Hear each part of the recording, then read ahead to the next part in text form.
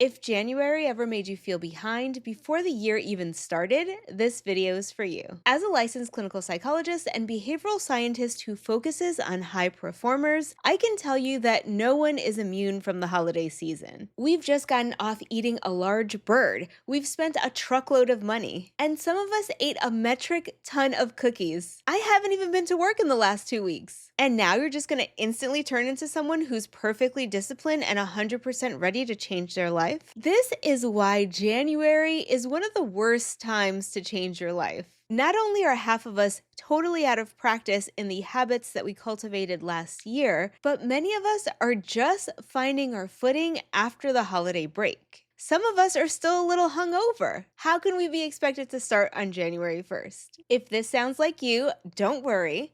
I'm going to walk you through a 90-day plan that'll ensure that we are on track for our 2026 goals way after people have given up in the middle of February. Because your friends who are setting up their New Year's resolutions the day they get back to work, well, 23% of them are going to be done with those resolutions by the end of the first week. And another 45% of them will abandon their goals by February 1st. That's why I'm proposing this radical shift, looking at your first quarter of the year as a 90-day process to ensure that you're able to follow through on your goals throughout the entire year, not just 1 month. I want to make this super actionable for you, so we're going to break this down into 3 sections. What we're going to be working on in January, what we're going to be doing in February, and what we're going to be doing in March. I'll also break it down week by week so that you can follow along in this process. If you think you might want to come back to this video when you're ready in another week or two, no worries. Hit that save button right below me right here and come right back. I'll wait for you.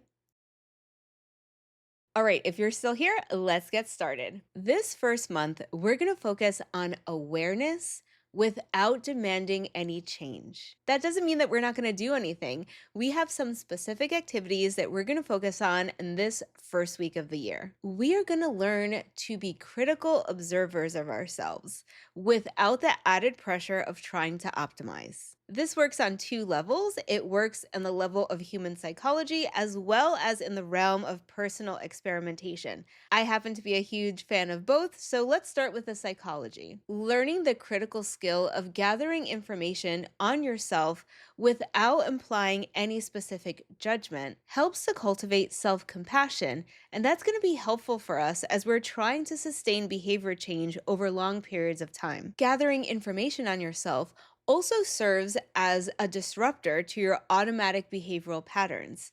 So rather than being on autopilot, just the fact that you're taking a look at what you're doing and writing it down in some way interrupts that automatic behavior. That is going to help us out later as we're trying to find points where we can add new behaviors or potentially change behaviors. Finally, from a personal experimental standpoint, this is going to give us a baseline, and we're going to be able to identify whether or not we want to increase or decrease different areas of our life. So, how do we actually do this? There are several time tracking apps that I love. I'm going to leave some of them linked down below. But the easiest way that I have found to track my time is to do it by using a new Google Calendar.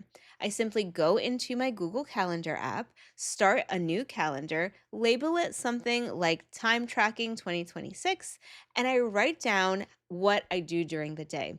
Every time I have a major task switch, say I'm working on writing a paper at work, and then I shift over to a meeting. Whenever I do a shift, I do a new entry into that calendar and I write down what I do. This also gives me information on things I wouldn't necessarily ordinarily track on my calendar.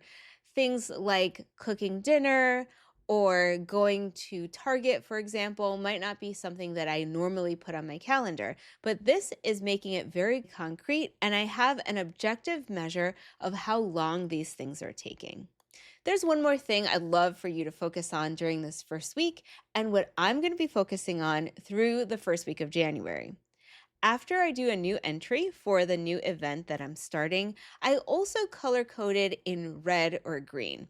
You can choose whatever colors you want, but red and green seems to indicate good or bad for me. I like to indicate whether or not I feel energized or drained after doing the specific activity. I'm just trying to get a general handle on how I use my resource of time and how I'm utilizing my resource of energy going in and out of these different events. If you do this properly, you might see that you wake up at 10 a.m. on January 1st feeling pretty drained of energy. Maybe you head out to your gym on the first. Perhaps that increases your energy and that'll give you a green. Maybe you're preparing to go to work the next day and you're laying out some clothes, and that feels like it's draining your energy. All of this is important data, and we're not trying to make any judgment calls right now, and we're not trying to make any changes. We're just learning more about you this first week of the year. All right, on week one, we started a new Google Calendar and we've tracked what we've done. Now you have all this rich data that's going to help you move into week two. During week two, we're still in this reflection space, and we're going to start identifying what is our current season of life. There are different ways to look at this. I like to assess what I call my life domains. I take a look at the time tracking that I did last week, and I identify if there's any specific roles or responsibilities that keep coming up on a daily basis. I like to go through and identify any themes that are popping up. For example, if you've gone back to work that first week, you might notice that your job takes up large periods of time. Well, that is one of the roles that you have an employee at a company or in a particular organization. I also have other bits and pieces that take up my resources during the week. That's take up my time, take up my energy, or take up my attention. That would be things like my family, since I'm a wife and mother, and I can identify those things in my calendar because there were times where I had to pick up my son from sporting events or I had date night with my husband. So I pick up those threads from the calendar and then I translate them over into these roles and responsibilities. I've been starting to work on this in December, but I'm going to refine my life domains in January after I've done my specific time tracking exercise.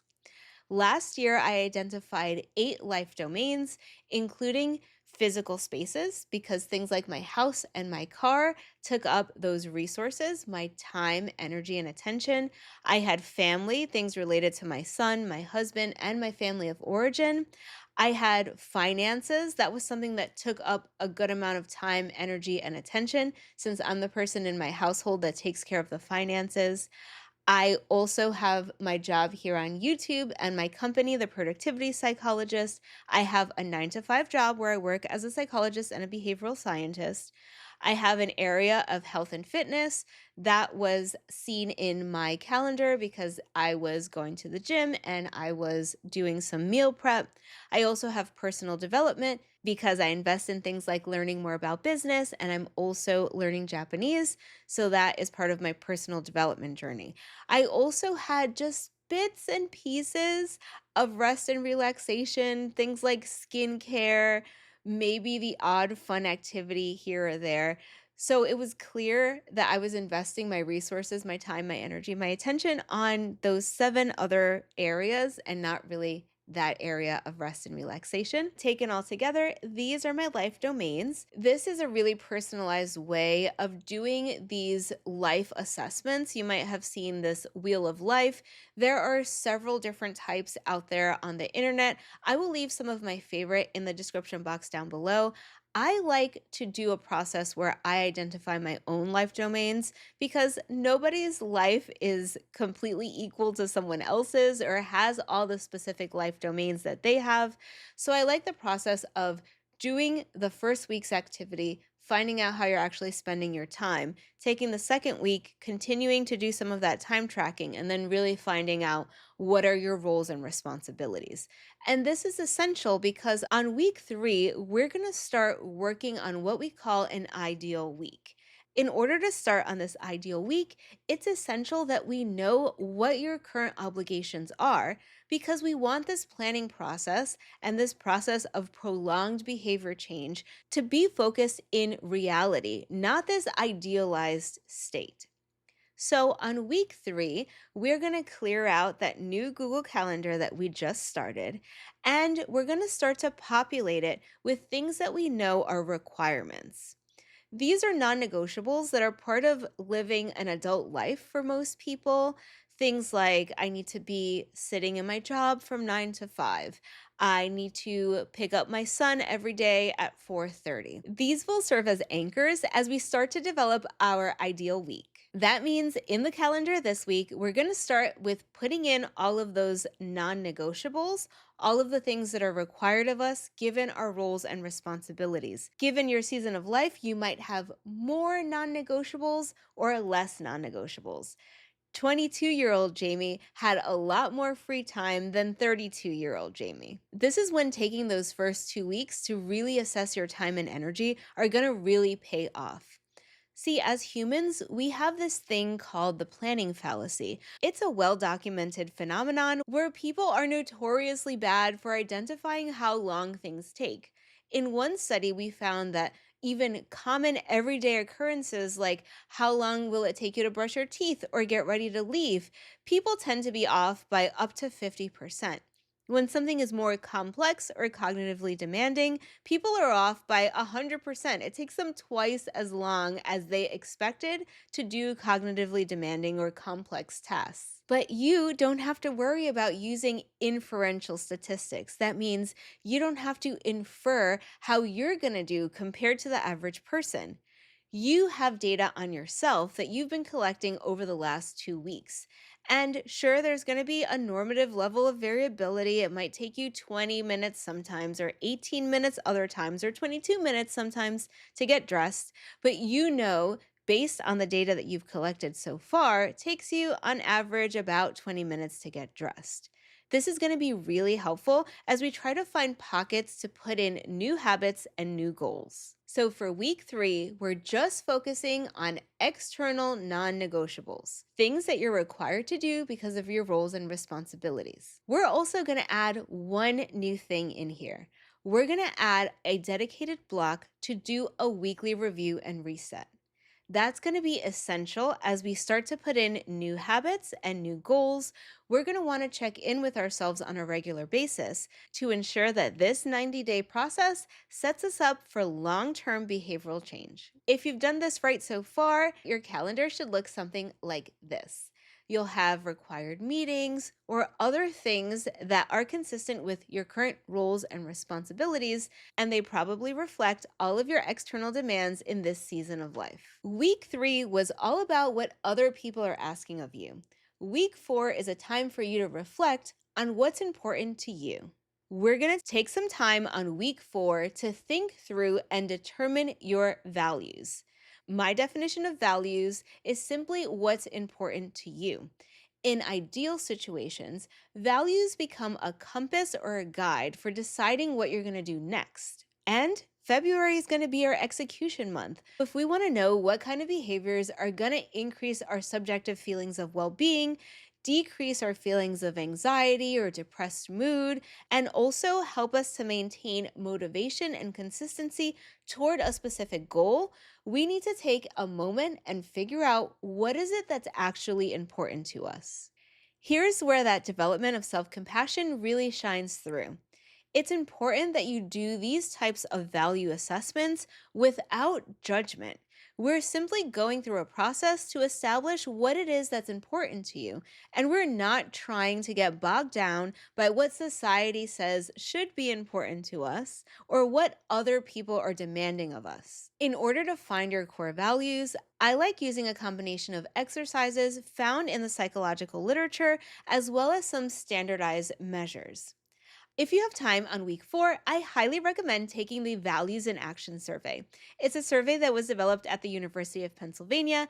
They're known as the founders of the positive psychology movement, and they have free surveys that have been shown to be psychometrically valid, meaning they measure what they say they're measuring, and they also have some pretty good norms where you can compare yourself to the general population in the United States as well as globally. I'm a huge fan of it. It's totally free. I'll leave a link in the description section down below. I prefer the long version that's over 200 questions, so it takes about 30 minutes. There's also a short version. I'll link everything down below. I've also developed a series of values exercises. I will leave that link down below. If you want a quick and easy way of doing it, I like to look at a values list. This is the values list that I use with clients that I'm working with, as well as what I use myself when I'm doing a values assessment. You can simply read through this list and circle anything that resonates with you, anything that calls you as being important to you in your life. There's no minimum or maximum. I just go through the list and circle anything that sticks out to me. During the second pass, you're going to identify whether or not some of the words cluster together. For example, let's take a look at the values assessment that I did on myself this week. I did it in my yearly review. These were the results of my assessment. In blue, that's what my assessment said last year. When I scroll down, these are the value words that I identified. So things like accomplishment, accuracy, ambition, balance, calm, flexibility, those were the words that I highlighted on the first pass. Then I went and I identified different clusters, so different themes that were coming up in the value words that I chose.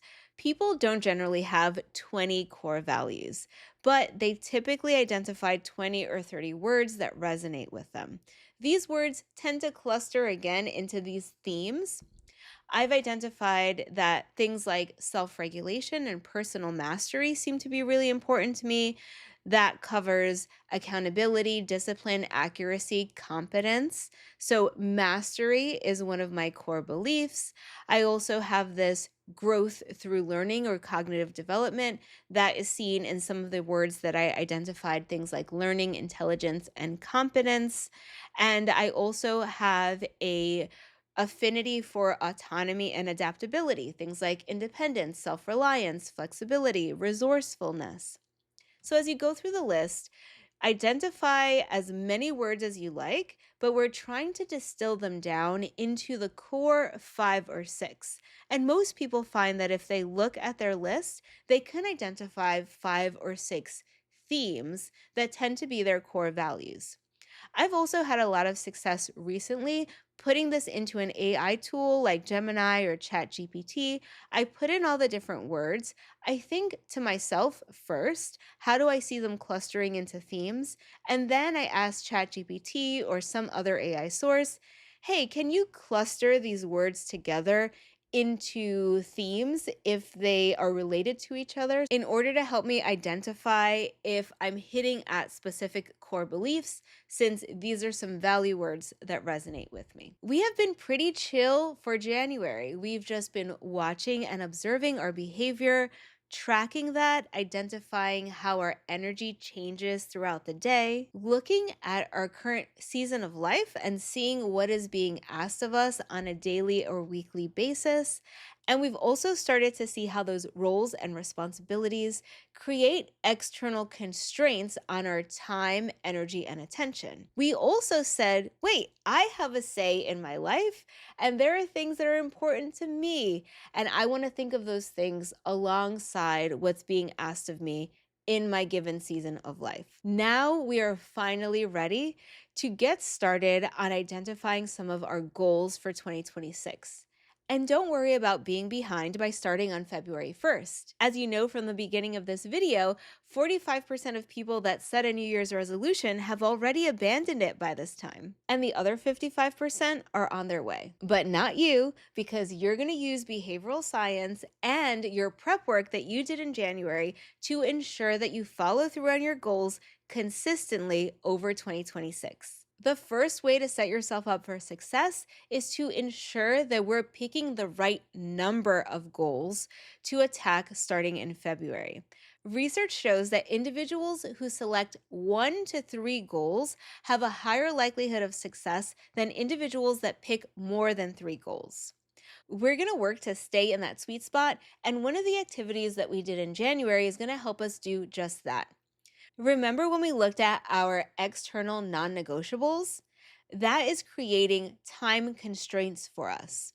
If I wanted to be a professional CrossFit athlete, I'm going to need 8 to 10 hours a day. That's a whole bunch of time, energy, and attention that I'll have to invest to that specific goal. Given my schedule, what is required of me right now in this season of life, I don't think it's realistic for me to try to be a CrossFit athlete. Now, that doesn't mean that you can never dream big or that this will never change. It simply means that in order to set up a goal, such as being a professional CrossFit athlete, I'm going to have to make some major changes to my current external constraints. And I'm going to have to give up some things in other areas of life. I know from my life assessment that I have 8 different roles and responsibilities. What am I going to give up, or what is going to fall to the wayside so that I can do that one thing? A more effective strategy for most of us is to look at our current external constraints and to identify what available resources we have to attack behavioral change or our new goals. Since I tend to work with high performers, most people have way more than 3 goals.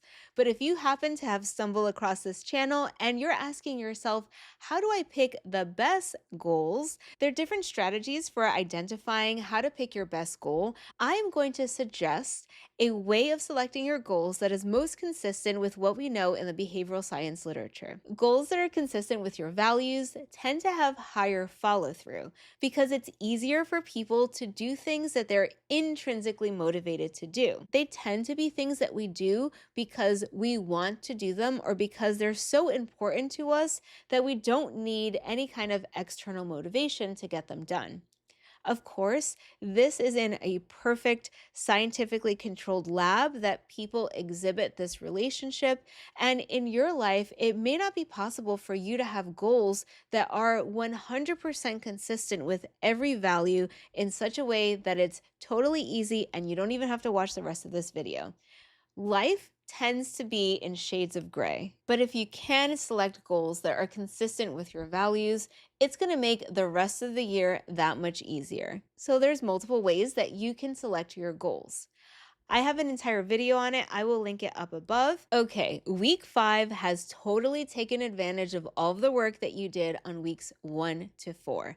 At the end of week 5, you're going to have identified 1 or 2, maybe 3 goals that you want to tackle in the coming year. In week 6, we're going to set up new tracking systems so that we can see how we're progressing toward those goals. This is when it's vital for you to break down your goals into some sort of measurable event. This is easy to do if you understand the difference between habit goals and achievement goals. Habit goals are things that we want to do over and over again across long periods of time, and there is never an ending point.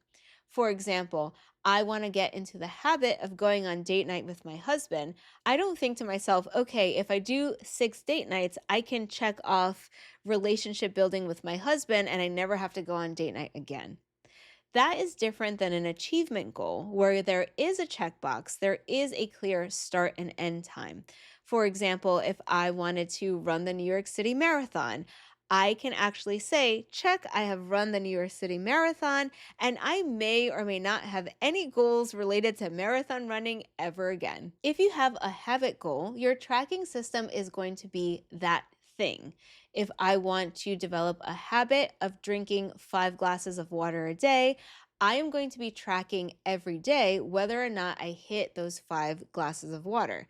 I might have a check mark. The next day, I'll have a new empty block waiting for me to drink more water. If you have an achievement goal, tracking is going to require breaking down that achievement into specific habits or milestones. Let's stick with the achievement goal of running a marathon. First, I want to know what the experts say about running a marathon given where I currently am in terms of my running or my level of fitness. I see that it's going to take between 9 and 12 months. That's perfect because we're in February and I want to do this by the end of the year. I don't even know when marathons are run. That's how much running I do. I also want to see what the experts say in terms of a specific running plan. How many days a week do I need to run? What are the specific distances that I need to run? And then I'm going to take that framework and try to plug it into my ideal week. First, I have those constraints, those things that I can't move around. I must be there to pick up my kid at 4 o'clock. I must be at my 9 to 5, between 9 and 5. Where can I plug this in given my external constraints and given the other roles and responsibilities that I have in life? If you find that you are able to do it, great. This is probably the right size goal for you in your season of life. Now that you've broken everything down into a specific trackable item, you can get to work on tracking your progress in your habit goals or your achievement goals. As a psychologist, I love tracking because it's one of those activities that has this almost magical ability to increase behaviors that you're trying to increase, as well as decrease behaviors that you're trying to decrease. So if your goal is to do more of something or to do less of something, tracking is going to help you stay on track. Week 7 is about making your life easier. This leverages science in the areas of environmental design and decision architecture. There is so much that we can learn from marketing and the psychology of influence that you can leverage to make your life easier for you. Do you ever wonder why they place cereals at different shelves within the supermarket? And often the generic, least expensive brands are found all the way near the bottom shelf. Well, companies pay a premium to have their cereals be right at your eye level or right at your children's eye level.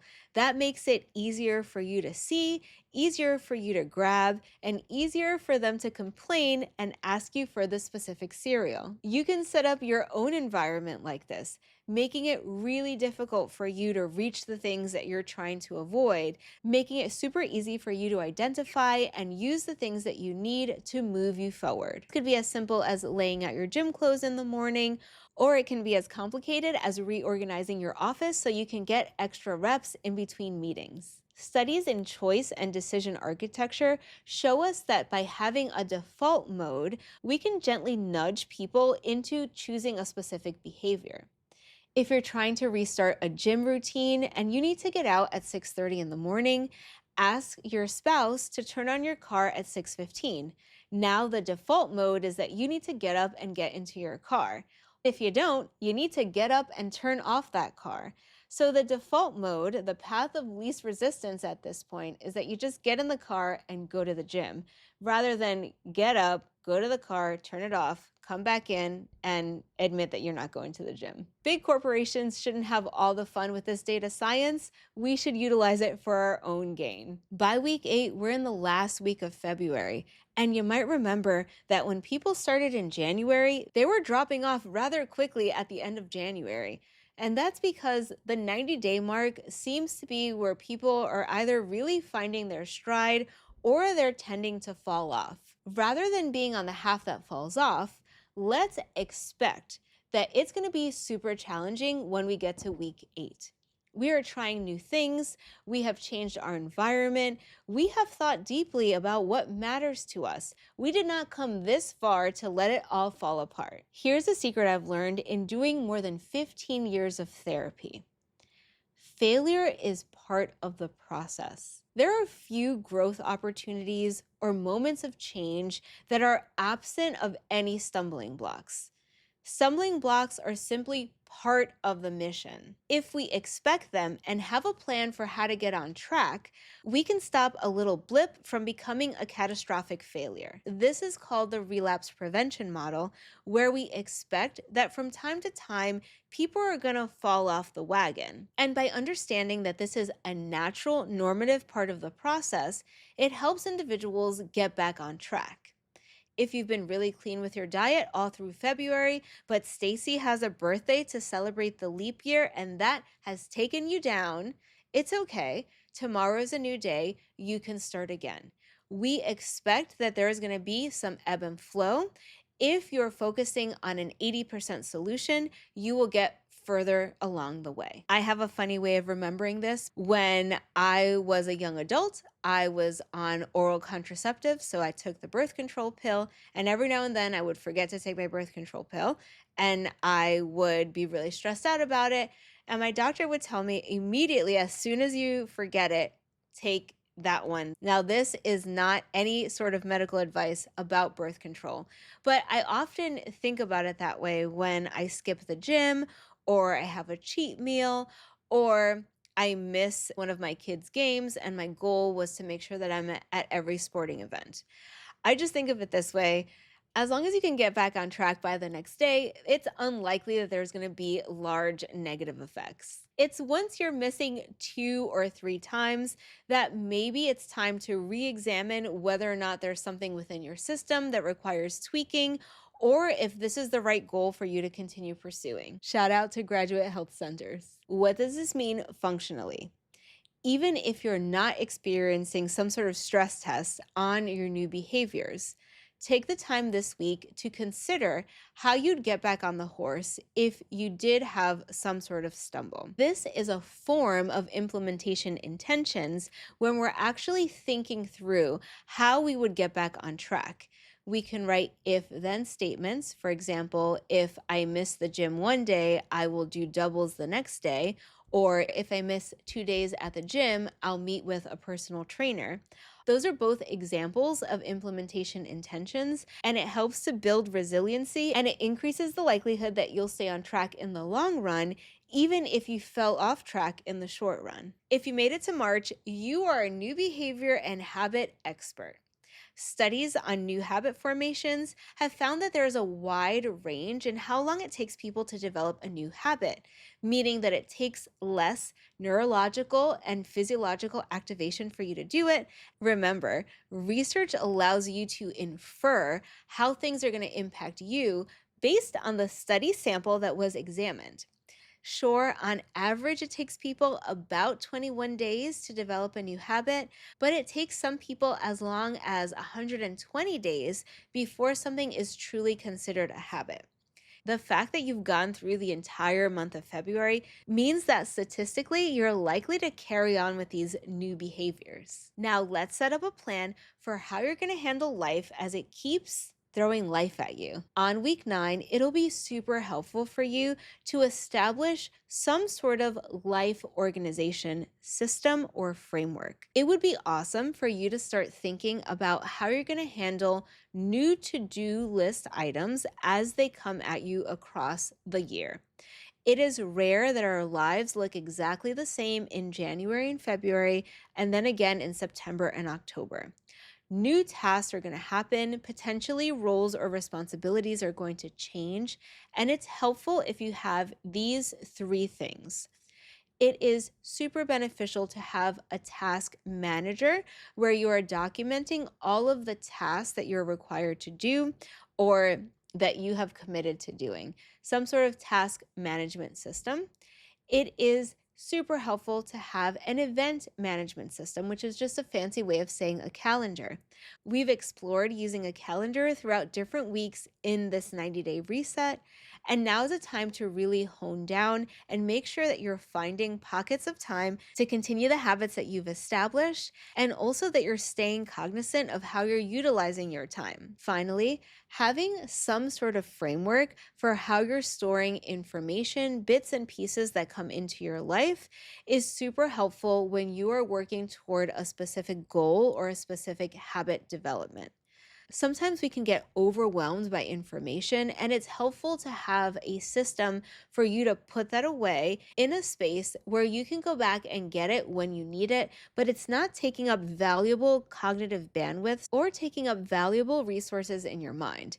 If we have to try to remember information or even remember where we put information, that's taking up some of those valuable resources that we want to put toward ensuring that we're living a life consistent with our values and that we're continuously moving forward toward our habits and our goals.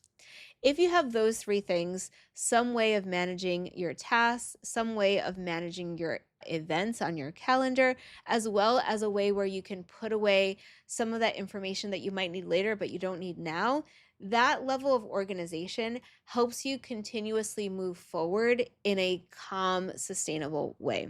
And I wanted to drop that in here because at this point, you have some evidence of success.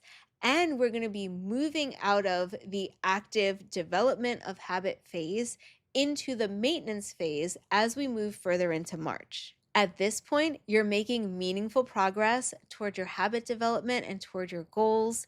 You're tracking your successes. You have some success under your belt. You're not letting external new demands on your time, energy, or attention derail you because you have a trusted system for your tasks, for your events, and for your resources.